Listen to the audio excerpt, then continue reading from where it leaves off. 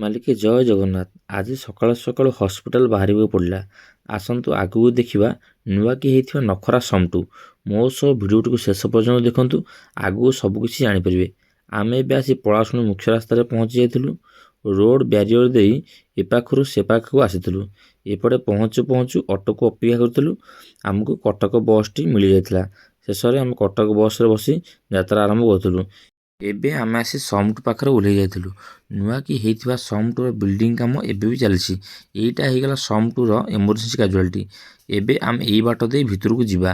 ଏଇଟା ହେଇଗଲା ସମଟୁର କାଜୁଆଲିଟି। ପ୍ରଭୁ ଗଜାନନ ବିରାଜମାନ କରୁଛନ୍ତି। ସାମ୍ନାକୁ ଫାର୍ମାସି ଓ ରିସେପସନ୍। ଏପଟେ ହେଇଗଲା ଏମର୍ଜେନ୍ସି ବେଡ୍। ତାପରେ ଭିତରକୁ ଆସିଥିଲୁ। ଭିତରେ ମୋର ଗୋଟେ ଇଏନ୍ଟି ଟେଷ୍ଟ ହେଇଥିଲା। ମୋର ଆକ୍ସିଡେଣ୍ଟ ପାଇଁ ଇଏନ୍ଟିରେ ଟିକେ ପ୍ରୋବ୍ଲେମ୍ ଥିଲା, ଯେଉଁଥିପାଇଁ ଟେଷ୍ଟ ହେଇଥିଲା। ରିପୋର୍ଟ ଭଲ ଆସିବା ପରେ ଆମେ ବାହାରି ଯାଇଥିଲୁ।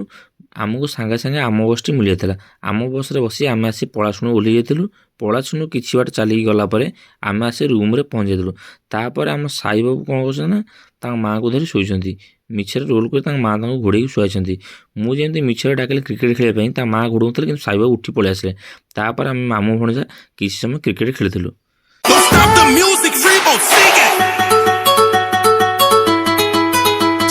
ଭଣଜାର ଧୂଆଁଧାର ବ୍ୟାଟିଂ ପରେ ତାପରେ ମୁଁ ଘରକୁ ବାହାରି ପଳେଇ ଆସିଥିଲି। ଶେଷରେ ବସ୍ରେ ସିଟ୍ ନ ମିଳିବାରୁ ଠିଆ ହୋଇ ଆସିବାକୁ ପଡ଼ିଥିଲା।